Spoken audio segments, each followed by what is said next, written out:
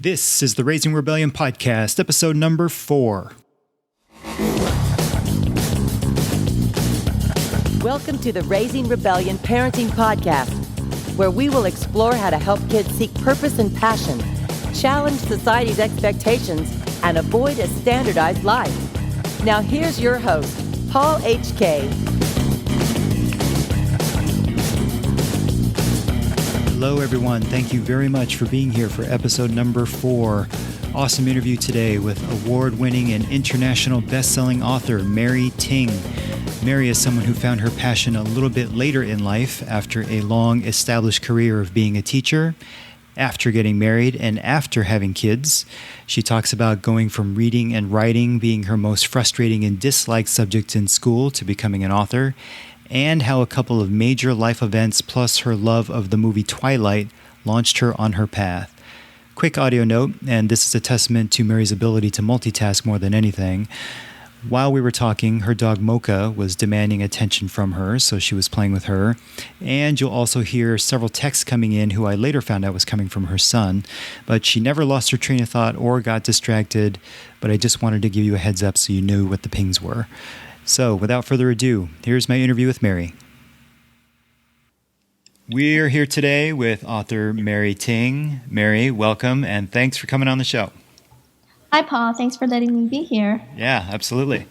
Let's jump right in. I'm really excited to start talking to you about how you got to be where you are today. Really exciting story that you have. Let's start at the very beginning, if that's okay with you. Can you tell me about your childhood, where you grew up, and what your home life was like when you were young? Sure. Let's see. Way back when, I was born in South Korea. I came to U.S. when I was about 5, 6 years old. I can't remember exactly. I had a difficult time adjusting to U.S. because, one, my parents came to U.S. first, and so I was raised by my grandmother. And for 5 years, she took care of me along with my aunt. And then I, met up with my parents, and they took me to a new place. I wasn't familiar with the language nor the school system, so I hated school when I started school. I closed myself off, and I remember a few kids who were really nice to me who tried to help me, but the fact that I couldn't understand the language and couldn't understand why I was there didn't help. But anyways, moving forward, eventually I started liking school and making friends and started to learn the language by watching Mickey Mouse Club. My mom, I was one of actually, at that time I didn't know that, and I thought I was the only one, but I found out later on that many children were called latch-key kids because they too came to U.S. at a later age, and they too had to pretty much take care of themselves because our parents were very busy making ends meet. Both of my parents had jobs. My dad worked long hours. I saw him when I went to bed, and sometimes he worked 2 jobs maybe, and my mom worked early morning shifts, so I had to take care of myself and get myself to school, make myself own breakfast at age 6, 7, and then came home to an empty house where I was told to keep myself occupied by watching Mickey Mouse Club House. And that's how I thought how everybody lived back then, or was like that. I guess most of children who are labeled as latchkey kids, that was their life. Mm-hmm. Sort of a lot of independence early on. Yes. Yeah. Definitely. Right. It's, I think, a very fairly common story amongst our generation. Our generation, yeah. And our parents, who were first generation immigrants coming over to the country and trying to establish a brand new life and set down roots in a foreign country. Kind of you got to do what you got to do, right? Yep. Yeah, same here. I was raised by a neighbor of mine while my parents went to work every day.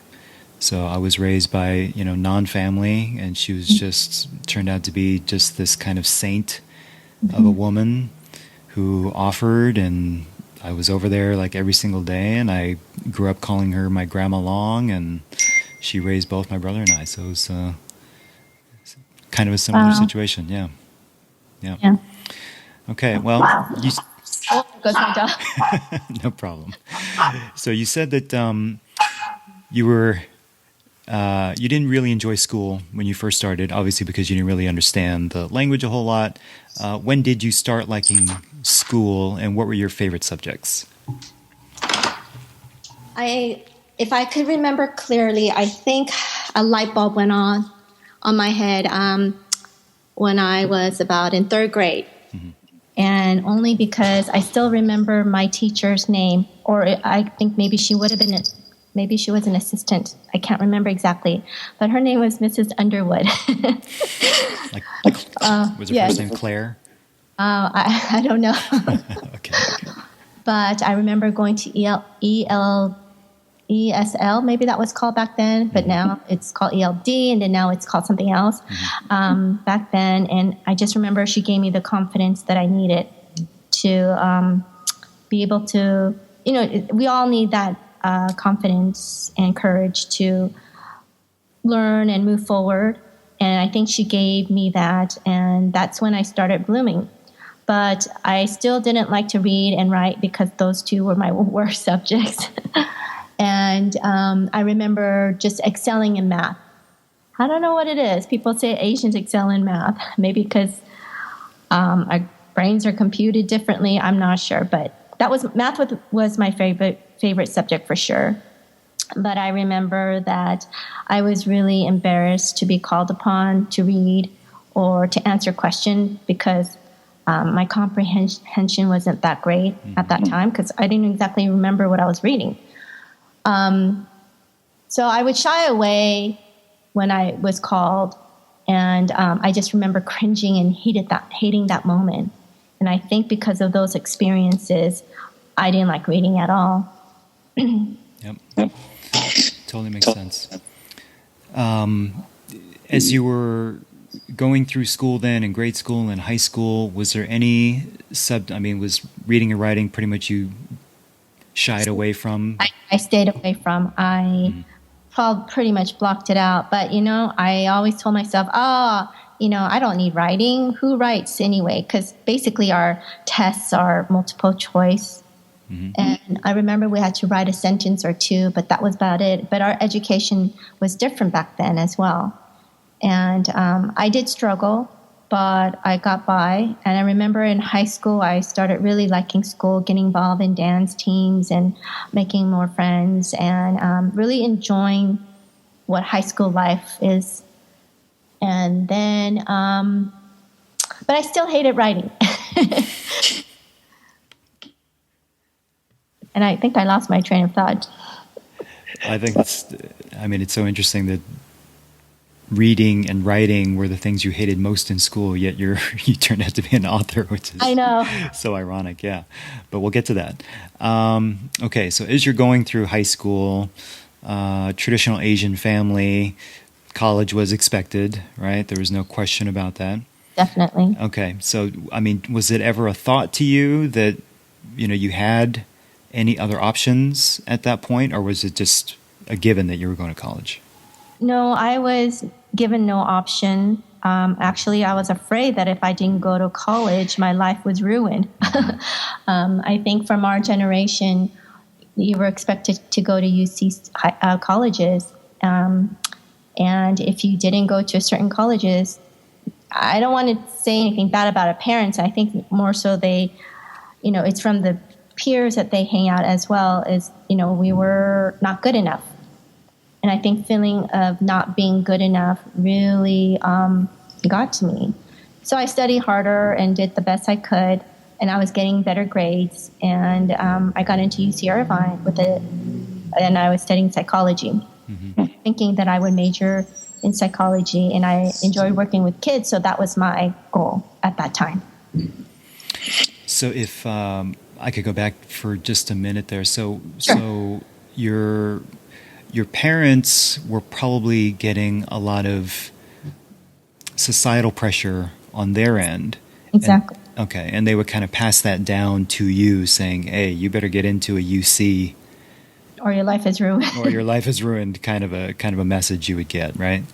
I think, yes. And I think it's also that they needed some education on those areas as well. I mean, they just hear what they're hearing, Right. but I don't think they knew exactly everything. Right. You know, they knew that, oh, you have to take an SAT class so that your scores can be better. And you have to go to UC or you can't get a good job. You know, when they hear things like that, then they put that pressure on you as well. Right. And I think when we say we should just mention that when we're saying UC, we're talking about University of California Yes, public yes. colleges, right? Okay.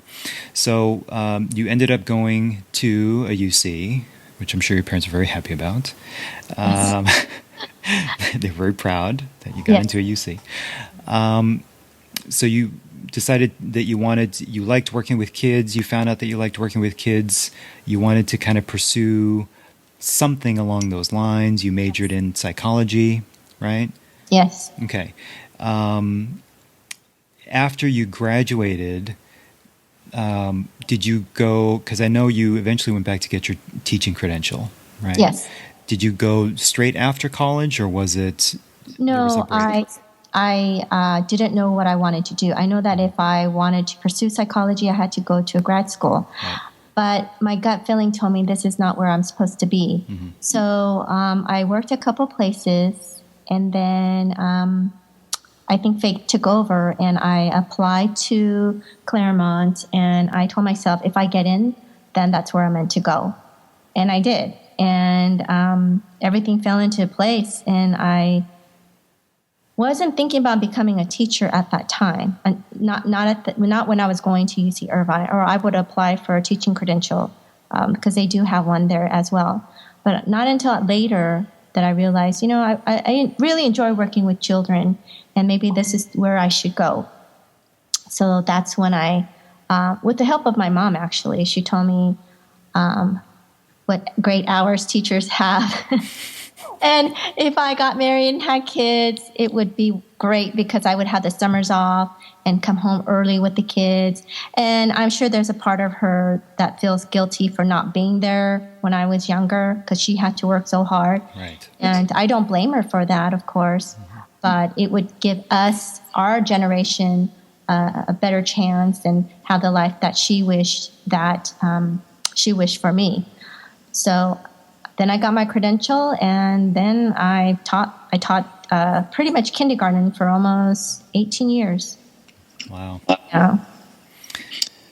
That's a long teaching career. Yes. But to go back to, kind of your mom's perspective, I think that's a good point.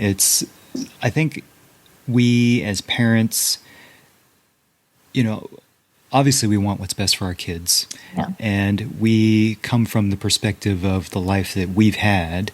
We always want something better for our kids than what we had, right? We want to be able to provide different kinds of things.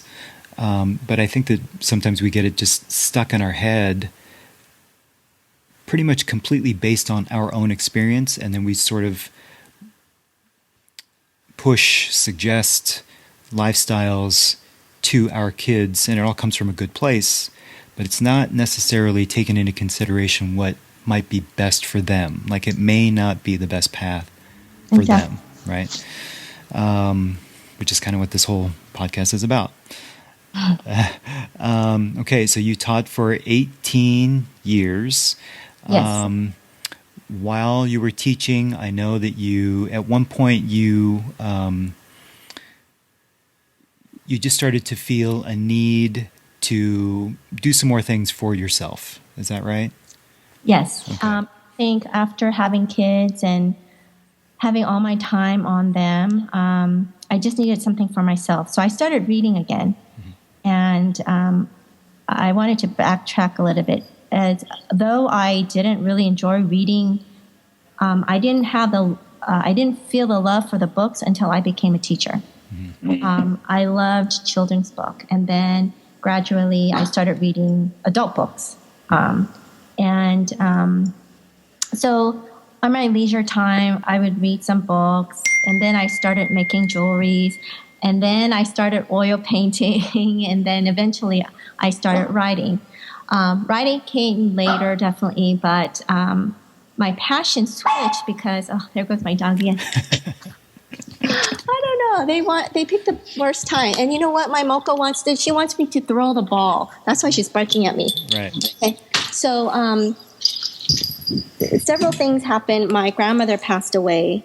And also I fell in love with Twilight. And my friends and I were crazy. We even had an actual website called Inspired by Twilight. And I made jewelry, so wow, this is great. We'll sell Twilight jewelries and make money. And, there were 5 of us, Mom, that bonded together with Twilight and started doing crazy little things like that. But it was fun, and it was all for fun. But then, Stephanie Myers, she based Twilight from her dreams. And so when I was reading that on her website, I thought, well, why don't I try it? As you know, that I don't like reading and writing. Well, reading much better, but I didn't like writing. But I thought, well, I'll just do it for fun. And then it just kind of bloomed from there. So, I mean, there was a little bit of entrepreneurialism in there with your mom group, right? Because you guys were all Twilight fans, and so you decided to kind of make some Twilight. And didn't you go do some shows or something where you? Yes. Let's see. We went to Twilight conventions. I only went to one, though. There were several that they went to because they were all over the world. Right. And I actually oil painted book 2. And why I can't remember the name of book 2. I don't know. But it was book 2. I remember it's the flower that's bleeding. And I sold that painting. I wasn't there when they sold it, but they wanted me to sign it. And I wish I was there. It would have been a moment. But, that was my first painting I ever sold. Wow. But, that was fun. Pretty awesome. Now, I know that another part of how you started writing came from, you had a very tight relationship with your grandmother. Yes. Because she was basically the one that raised you for the first 5 years of your life in Korea while your parents were here in the U.S. working and trying to set everything up so that they could bring you over to the U.S., right? Yes. So can you talk a little bit about how your grandmother inspired your writing? Yes. My grandmother, I think that, I'm not sure if it's the word inspired, because when I lost her, I literally was sort of in a state of depression. I've never I've heard of depression, but I didn't really feel it or understood it until then when she passed away. It's like your whole life and your soul have been sucked out of you. Yep. And I would just cry whenever, I would be washing dishes and I'll cry. I would be driving and I'm crying. But when I started writing this book, Crossroads, and it's based on a dream I had in high school, about Mary Park I told you about, and this place that I went that told me, I'm pretty sure it was an angel because it was a light, told me that I needed to go back, that it wasn't my turn. And I'm not going to take the time to tell you the whole dream, but if you read chapter 1, I believe, that's my dream right there. And chapter 2 as well with Mary Park being there. But once I started writing, I dropped not a single tear until I started writing about her in the book. And I think that I was meant to write this story because I know that it has helped other people to heal as well. When I wrote this story, I didn't think about publishing it, but when I finally did, with the help of a few people, I didn't expect the emails that I received. And this book isn't about hallelujah, God, and it's not. It is somewhat religious to the point where I talk about this girl going to Catholic church and talking about a little bit of religion stuff, but it isn't about anything like that. It's about friendship and love, and there's a forbidden romance there, and you'll laugh and cry and lots of action, but sword fighting, but. It just, I don't know, it helped me heal and it helped other people to heal. Mm-hmm. We should probably mention that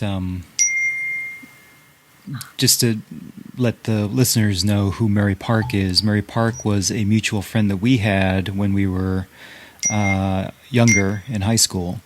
And Mary died in we were all close. It was kind of a small church and we all knew each other.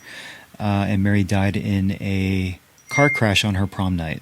And it was a big shock to our whole community because she was so friendly and smiley and everybody knew her and loved her and had kind of a big impact on all of us, when that happened.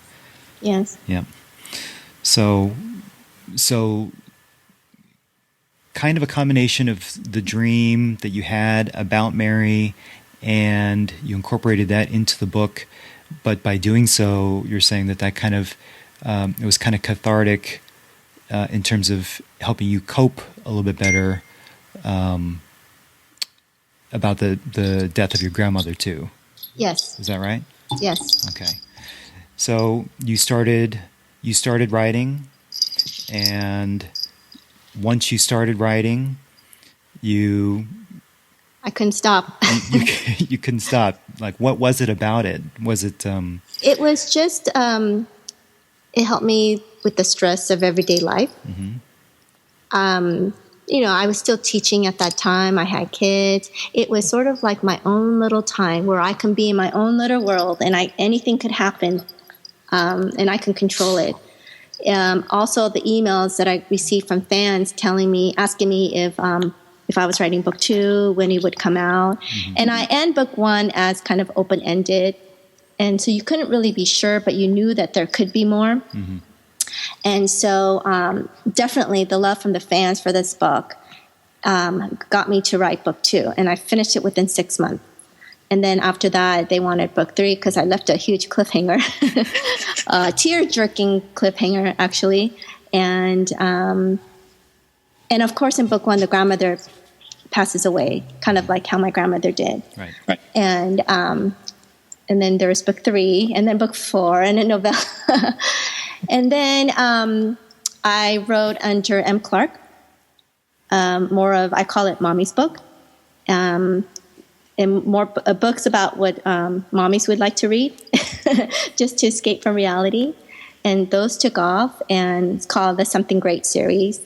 And now, today, my 24th book came out or released. I'm a little shocked too when I think about the numbers, because I never thought that I could be a writer, because I really sucked at reading and writing. But of course, over the years, I got better, and you whatever you do more of, you become better. Mm-hmm. It comes with practice. And especially more so when I had my kids, you don't want them to see you struggling for whatever reasons in anything. And I wanted to show them that they could do anything as well. And as far as for me, when I only read like maybe 10 books when I was in elementary school, they read hundreds and hundreds of books. I made sure that they would have that love for reading. Early. Yes. Wow, 24 books. That's amazing. So I want to talk to you a little bit just about you were loving it. So I think that's probably what helped push you through learning how to become a writer, right? It's not like you just automatically knew. Like, can you talk a little bit about sort of the struggles and the challenges of creating that first book? I have to say that writing book 1 was the biggest challenge, because I didn't know what I was doing. Mm-hmm. My friend helped and guided me and told me, like, this chapter is not good because she doesn't feel the emotion that the girl is feeling. And during the process, as I was writing, I also read more books. And I read paranormal books. I read contemporary books, just to see the difference in the writing style. And that's when I started becoming a fan too. And there was a lot of maybe erasing chapters and editing definitely, and changing things around to make the story better. But there were moments when I wanted to pull out my hair. Like, how could you make me take 5 chapters away from this book? It was very frustrating. But at the time when I finished the book, it was just the most rewarding feeling that I've ever had. Because one, I never thought I would be an author or even write a book, and that I felt like I challenged myself and I succeeded. Absolutely. 24 books later, I think you can say that you've succeeded. Okay, now how long did it take you to write that first book, all in? I mean, you had a full-time job while you were doing it, so. I was still working. I was taking a class as well, so about close to a year, maybe. Okay. Almost a year. Okay. So it took you about a year. You wrote the book. But you have to understand, though, when I was writing this book, because I was working, because I was also PTA president at that time, I had so much on my plate. I was writing this book while I was sleeping. I was writing this book when I was cooking, or I hate to say this, or even sitting in the bathroom. I mean, any second of the moment of the day, I was writing. Right. Can you tell me about how you? Because I know that while you were cooking, you would be writing the book. While you were brushing your teeth, you'd be writing the book. Yes. How were you writing and, say, cooking at the same time? Well, I would chop up whatever I needed to do, and then go write my few sentences. Then I'll go and dump it in the frying pan, and while it's stirring. Or while I'm stirring the whatever I have in the frying pan, I would go type a few words. Even if I'm typing with just one finger, right, I would still be typing. So you just kind of had the idea in your head, and you just needed to get it out, right? Yes, because you had the opportunity there. Okay. Sometimes I would think about an idea or a line, and then I go back to write it, and I lose it, and that's very frustrating. Right. That's dedication, let me tell you. But I think it's. I think it's great because you were enjoying it so much. I think it really shows that that's what you were doing, because you just wanted to get it out, and you would find whatever moment you had.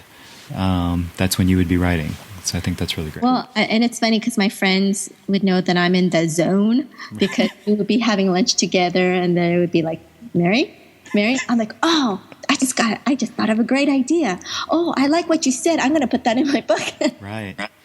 So that's something I think that might be really good to point out for parents. Like, if you see your kid, quote unquote, in the zone about something, that's something that we should really pay attention to and help nurture that, whatever it is. Right? I mean, if you see your kid and they're just really into something, I think it's time to have a dialogue, time to maybe go get them some other classes or talk to some other people about whatever it is that they're interested in, and help them pursue that to kind of take the next step. Yes, definitely. Okay. I just remember when my son was little, about 5 years old, he was really into Star Wars Lego. And my husband would sit with him for hours and hours, and they would build something together.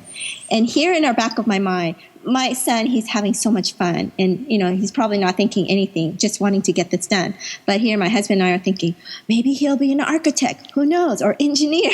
Right. Because, when you build things together with Lego. And so we were just trying to cater that to see if maybe this is his interest. That's great. That's really great that you guys had that in the back of your minds, that this could be leading to something, something bigger. Yeah. Because he would not stop. He was in the zone, I'm telling you. That's awesome. Is he still doing that at all, or no? Not so much. No. Okay. No. I mean, passion switched, but Right. I think we all go through different phases, trying and liking different things. definitely. Okay, so you wrote your first book. You launched it. It did well. Yes. Right? Yes. I mean, I knew it wasn't going to hit top 100 or New York Times or anything because I didn't do any marketing. Mm-hmm. It was just purely for fun. Mm-hmm. You had a publisher, right? Oh, not at first when I launched it, no. Okay. And then, like I said, I thought, okay, who's going to read this book? A few of my friends. Maybe my mom will buy the book. Right. And that's it. And I was perfectly happy with that. Mm-hmm. But when I started receiving emails, that's when I started taking it a little bit more seriously. And then I did relaunch it with a small indie publisher. And being able, when you're with the publisher, they have to accept your book. And they have to like it enough to where they will help you market it or pay for covering and editing and things like that. Right. And the fact that somebody wanted this book, I was floored. I was so thrilled. It was exciting. And I was able to do signings in Barnes & Noble. And the PTA moms, everyone helped me. They were so supportive. It was like, wow, I'm really an author moment. Right. And so, I don't know. Did I answer your question? I keep on going off. Yeah, no, that's okay. I was going to ask. So when you first launched it, you basically, I mean, the intent was always to charge for it. Is that right? Was to yes, make it kind of a charge business. Charge for the book. Okay. Yes. So you kind of self-published the first round, and how did you put it out there? Was there like specific sites, or did you just kind of post on Facebook, or what did you do for that first one?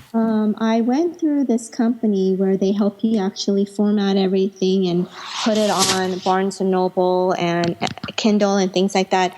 But it was too expensive. They were charging, they wanted $20 for my books. When I was looking through Amazon for young adult books, they were like $10. Mm-hmm. And ebooks were $9.99. Mm-hmm. But people actually bought them. I was surprised. But still, they would get a big chunk of percentage, and I'd rather sell my books cheaper and get a bigger percentage than selling my book like twice the amount and just get barely anything. Right. So when I had my rights back and I published it with the small publisher, that's when it started taking off a little bit more, because definitely the Kindle went from $9.99 to $5.99. Mm-hmm. And that was around the price that the Kindle was at that time. Mm-hmm. And I started marketing towards the Twilight group because they knew me. I was the girl who made the jewelries for the Twilight. Right, paintings. Inspired by Twilight. Right. And I launched it off, and I was able to reach more audience that way, faster. And so I gained some fans through them. And it was exciting. That's awesome. Okay, so at what point did you decide that you wanted to pursue writing full-time and quit your teaching job? It was when I started making more money as an author than I did as a teacher.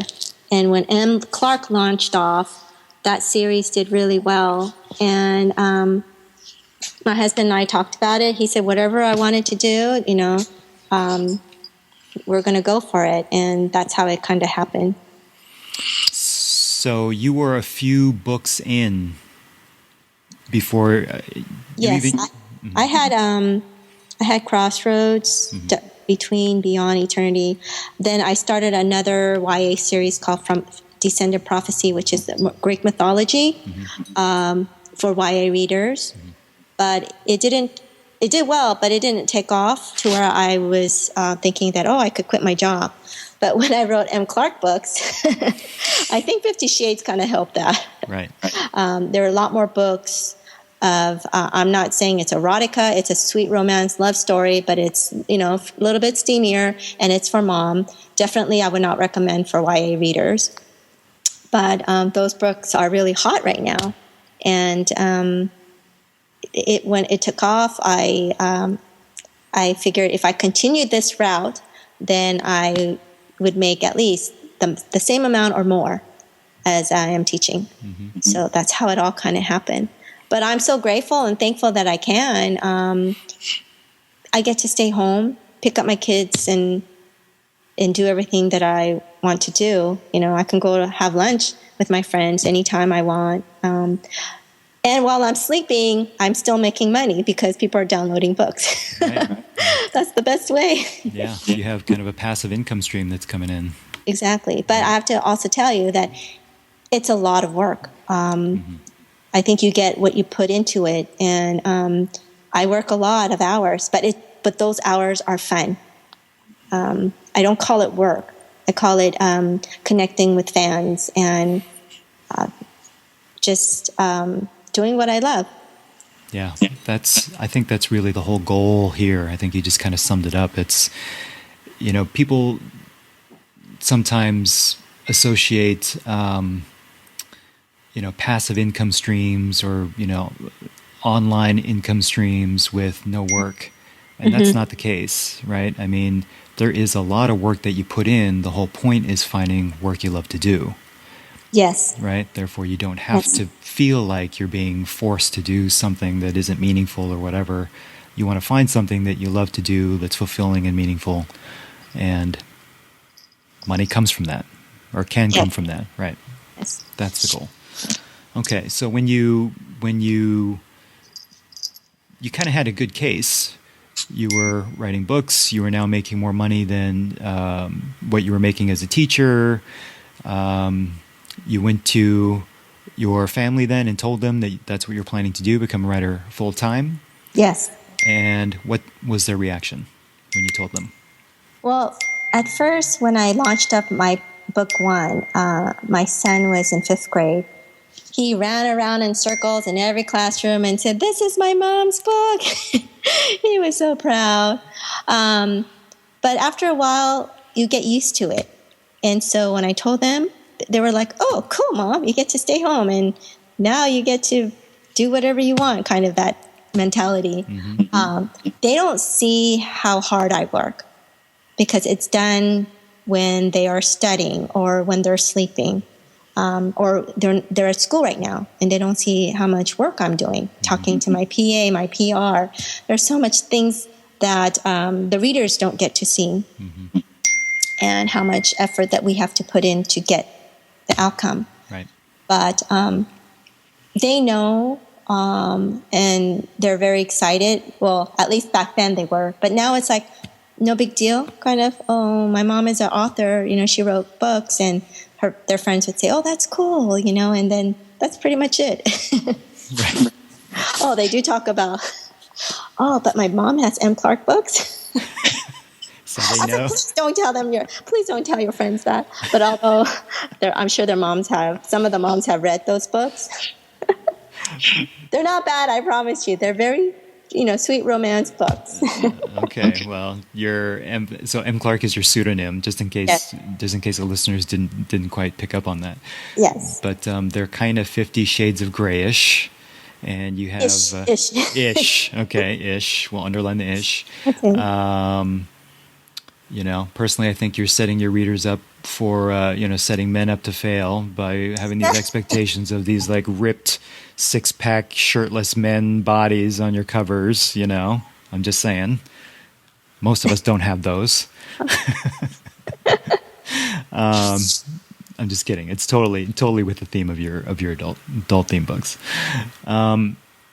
Okay, so you talked a little bit about how you wanted to show your kids that you can go out and pursue, like part of the motivation for you to actually take the leap in becoming an author was that you wanted to show your kids that this is something that you can do too, right? And yes. I do know that you and your husband have that mindset and that you support your kids in leading them down that path if that's something that they want to do. Yes. Can you talk a little bit about your kids? I know both your kids are very artistic, yes. and both are kind of pursuing art in their own individual ways. Can you talk a little bit about what each of your kids do and sort of the steps that they're taking? Yeah. Sure. When they were younger, we would provide everything that we could for them. For example, like we showed my son all the balls that you can think of. Or, my husband will play catch with him, but he would not catch that ball. At least we know he wasn't going to be an athlete. And as far as my daughter, I thought maybe she would be an author because she was a great storyteller.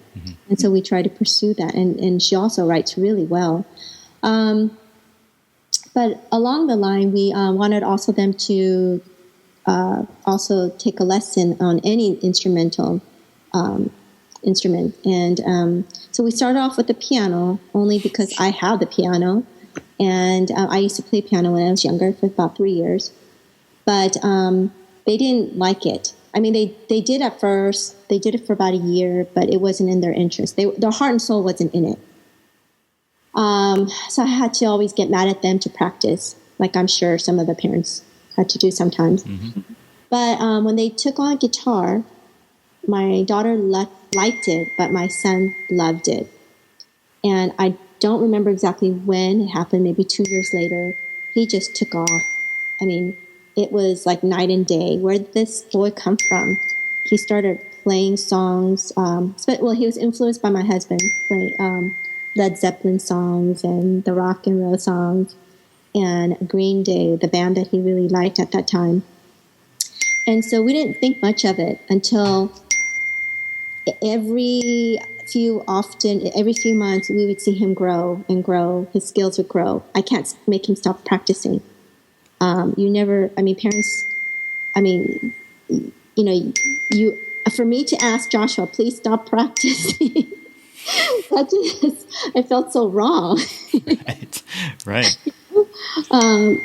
It's not like he slacked off on his education or his homework, but that was what he did all the time. That's how much he loved it. And so my husband did some research and found School of Rock, and we enrolled him there. And I go to Tustin twice a week right now for him to be in a group of students who have similar interests, and they form a band. And they practice together, and after about 2.5 months or 3 months, they actually perform live, and they are very good. I mean, you look at these kids and you're like, wow, where did these talent come from? Because they actually can play all these hard songs. And so after that, my husband did some research, and Berkeley Music School has a program every summer. They go to Santa Monica. And there's just a week program where you go from like 9 to 6 or something like that. And you experience sort of like the college classes of music. And we took him there last year, and he just loved it. He couldn't stop talking about it. And he wants to do it again this year, which we already signed him up for. And so when I'm going to switch little gears here, my daughter started expressing interest in art probably about 1.5 years ago. And she was always good at it when she was in elementary school, but not until she started getting into anime and she started drawing anime characters. I think that's when she figured it out that she really enjoyed it. And then again, I saw growth in her drawing. And I thought, well, maybe I'm being biased because, she's my daughter and she's good at it. I see that she's good at it. But when the art teacher's telling me how talented she is, and when other people are telling me that as well, I started thinking and doing a little bit more research. And the fact that she told me that she wanted to apply to the art school. There's one in Los Angeles called Laksha, and there's one in Orange County called OSHA, Orange County School of Arts. And when she told me she wanted to apply, and my son too wanted to apply for music, we couldn't say no. It was a great opportunity if they got in, because not only did they do their general high school education, after school, they stayed at the school, and from the best teachers, they learn for whatever. I'm not sure exactly what the program is like, but they get to do what they love. Mm-hmm. And so my son doesn't end school until 5, and my daughter doesn't end until 4. But they'll be doing something that they love. And we were very lucky. My son got accepted to Orange County School of Arts, and as an 11th grader, which is very difficult because one spot has to be has to be open in order for that one spot to be filled. I don't know how many people auditioned for his position, but honestly, I didn't want to tell him this, but we were shocked. I mean, I know my son is good and stuff, but what I'm trying to say is it's very difficult. It's very competitive. And my daughter got into Los Angeles one where the art department is excellent. And we're very proud of them, and we're going to do the best we can to help them reach their goal. That's great. Now, did your daughter start going to the LA one? Has she already started? No, not yet. During she's an 8th grader right now. So her 9th grade, she'll be going in August. So in the fall, she'll be starting to go there. Okay. Yeah. But your son, because that one spot opened up and you applied and you got in, you're going to be pulling him from the school that he's at now out of 10th grade so that he can go into that new school in the 11th grade, right? Okay. And he doesn't mind. He actually, I asked him many times, like, are you going to be okay with it? Because these are kids that he went to, from elementary school. These are elementary friends. And he's like, Mom, I know what I want to do. This is my dream. I'm going to leave. I'll see my friends whenever on the weekends. So he's being very mature about it. That's fantastic. It's a very stark, very contradictory to our parents' generation. Yes. Where it's sort of they laid it out for us. We really had no say into what our path was going to be. So you really only had 3 choices: doctor, lawyer, or dentist. Yeah, engineer. That might be one too. Yeah. So that's really fantastic. Can you quickly share the story about your? You told me about was it your mom's friend's son who got into OSHA as well? So when I spoke to my mom and I told her the good news, she was really happy, of course. Again, in her generation, they still don't understand the opportunities. For example, my son is going to be studying music. But in the back of my mom's head, I know her wheels are running and thinking, what's he going to do? Is he going to make enough money to be able to support himself? Right. And I just explained to her, which I can't really explain to her, how it's difficult. I just told her, there's so much you can do with studying music. One is just being a teacher himself. But that's just a small little, a small pea in a pod. Mm-hmm. I mean, he could go into the movies industry. He can go into, I don't know. They're just what do you call it? There's so much you can do. Mm-hmm. But my mom doesn't understand that because she doesn't know. She hasn't done research and things like that. But anyway, she told me that her friend's daughter's son got into OSHA and he got accepted into the creative arts. And where he would be creative writing, it's called creative writing department. Mm-hmm. And I said, oh, wow, that's great, because I know how difficult it is to get in. And I didn't tell you this, but in OSHA, there's also OSHA section for junior high school kids where you can audition as a 6th, 7th, 8th grader. And 8th graders automatically move up to high school. So sometimes there might only be 10 spots. Mm-hmm. For thousands of applicants. Mm-hmm. So when I heard that, I said, wow, that's very good. So is he going to go there? And my mom said, no, the mother won't allow it. And I thought, I just kind of cringed and closed my eyes thinking, that child, I mean, not only do you spend hours of prepping to audition, to get in, and to have an audition, and to actually audition to get accepted, he must be devastated. I mean, you don't apply to those schools just because, let's see if I can get in. You apply because you hope to get in. There's so much work involved. And to get accepted, I mean, that obviously showed that he has a lot of promise, right? Exactly. He stood out of thousands of applicants to get one of those spots. And I'm just wondering, maybe the mother doesn't know that, you can be a great author, you can write and make money. Right. And he doesn't have to be an author. He could be working in the movie industry as a scriptwriter. Mm-hmm. He could be writing for newspapers, magazines. Yep. I think it just goes all down to research and knowing what's out there. Yeah, that was. Thanks for sharing that story. That was, when you told me about that one, I kind of felt the same thing. I'm like, oh my gosh, Yes. He put himself on the line to apply for that, and he got in. Yes. And he's not allowed to go, which is tough. But again, I think it probably comes from a good place from his mom. Yes. You're not going to make money being a writer, so let me help guide you so that you can have a better life. Right. But what she's probably doing is hurting him. I think so. Or at the very least, delaying. Exactly. What's going to be. Yeah. Right.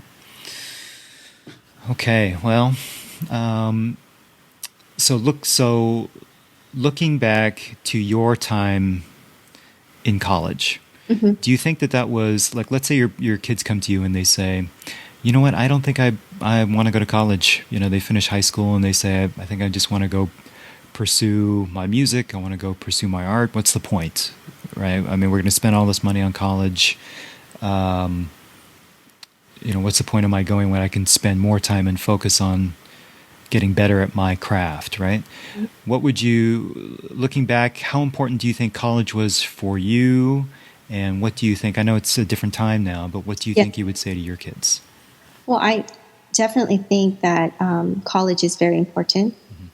Mm-hmm. But I think that it doesn't matter what college you go to, as long as it's the best college for your arts, mm-hmm. for you. For example, Boston Music, Berkeley in Boston is not very well heard of. If I told my mom that, Joshua's going to go to this college and she's never heard of it, she'll be like, what kind of college is that? And compared to USC or UCLA or Stanford, Harvard, things like that. Mm-hmm. I think back then we had to go to a certain college in order to be looked, I can't even think of the word, to lift us up maybe, or to think that we're good enough. But nowadays there are different colleges that are specifically for your trade. I don't even know if I'm answering your question. Yeah. But I definitely would recommend, because in order to get a job, for example, my daughter,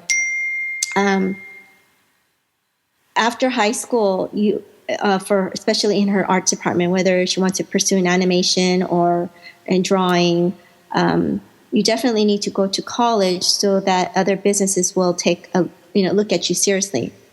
If you're from Pasadena Art School or Cal Arts, they will look at your application. They will take you seriously.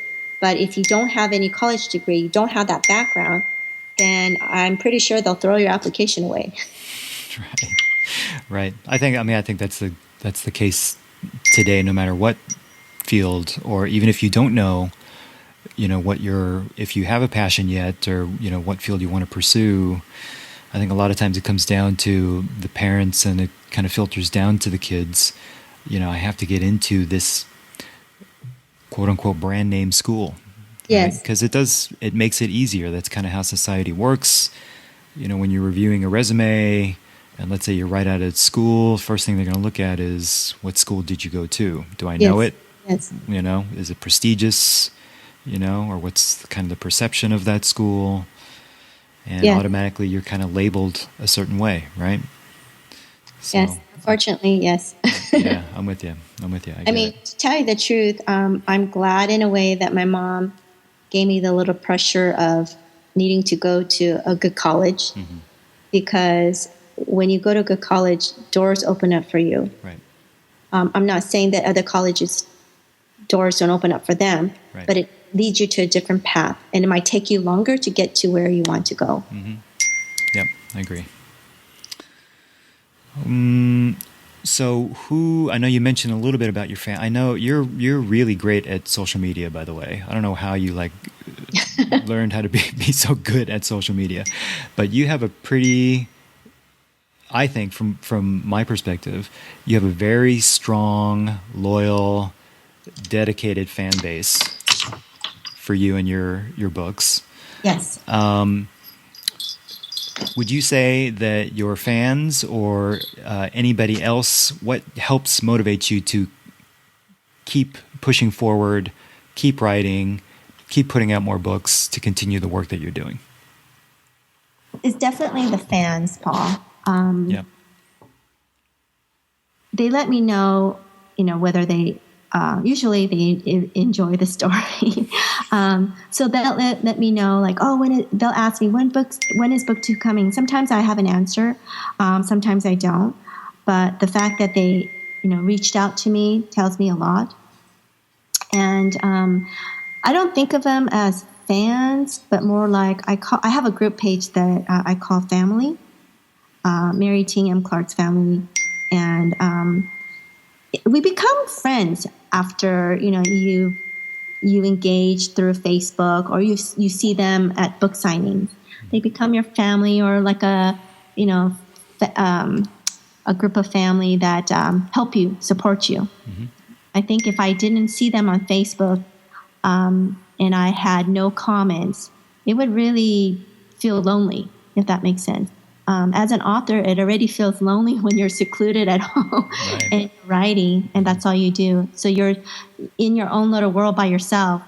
But when you're able to reach out to others and people enjoy your book, it means a lot. And they also like the fact that I am hands-on. I have a PA who can post for me, but they like to hear it from the authors. Yeah. You're very accessible. Yes. Which is great. Okay. So here's my last question. Okay. The podcast is called Raising Rebellion, and it's a lot about what we've been talking about today, where the rebellion part is just not throwing our kids through the system, right, of school, job, career, and kind of hoping for the best. Yes. But instead, trying to help them seek out meaningful things that they love to do in life. Yes. Right? Yes. So what advice can you give to parents or kids who might be listening on how to become a successful rebel in life? This is a hard question, only because every child is different, and and families are different. But I think definitely the advice I can give to parents is that start at young age and see where your child interest is. And then, for example, if they love baseball, well, get them out there, put them in a team. If they enjoy drawing, don't think that the school art program will be enough. Most schools don't have art program. What we did with my daughter, as soon as we knew she wanted to go this route, we put her in classes. And I know it costs money, and sometimes families might not be able to have the income. Mm-hmm. But I think even if it's once a week or every other week, that it's important to their child. So as soon as my daughter told me, because of the auditioning and the portfolio that she had to create, I went full steam ahead and got her someone who could help her with sketching. She was talented, but if you're going to survive in an environment where kids are already had training or classes when they were born, and I'm just saying that exaggeration there, but you know what I mean. Yep. They had a head start, and so I needed to get her out there as well. So I think just whatever your child shows interest, do research definitely to see what other areas or how you can help your child. For example, when I talk about my son who was really interested in playing guitar, we didn't stop with the lessons. My husband did research and try to find a school or a group where he can be with other kids that have similar interests. And also definitely ask around, because parents know information. One of my friend, her son has this tremendous voice, this tremendous unique voice, and he also is learning guitar. And I told her about School of Rock, and I say, your child needs to be with my son. And now I take him when I go to School of Rock. I'm his ride. But he loves it. And my friend said, she thanked me and she said, I really appreciate you taking my son. And I appreciate that you told me about School of Rock because he's so passionate about it. I've never seen him passionate about anything.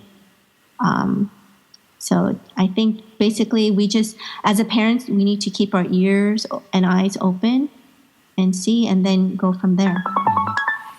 And yeah, I think you made a really good point is, also not just helping identify it, but also helping them find their tribe, of yes. people that love it just as much as they do so they can kind of feed off each other. And yes. Yeah. Yes. Well, your story, really, it's you, of course, but you and your husband, the way you raise your kids. To me, it's just really, really impressive, really inspirational. I can't thank you enough for sharing your story with me.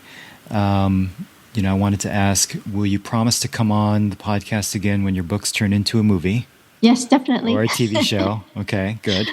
Okay, Mary Ting is an international best-selling and award-winning author.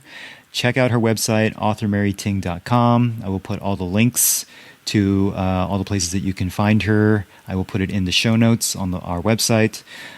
Mary, I really appreciate you taking the time out of your busy schedule to talk with me today. Thank you so much for being here.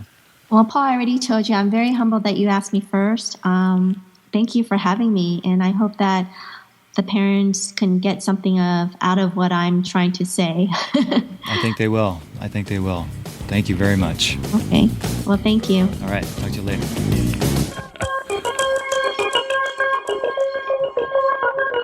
Thank you once again to Mary for taking the time to share her inspirational story with us today. Our website is raisingrebellion.com, where you can find all of our podcast episodes, show notes, and sign up for our mailing list. Join the community at facebook.com/raisingrebs and at raisingrebs on Twitter. If you're enjoying our podcast, I'd really appreciate your help by subscribing, rating, and or leaving a review. It helps the show a lot if you do.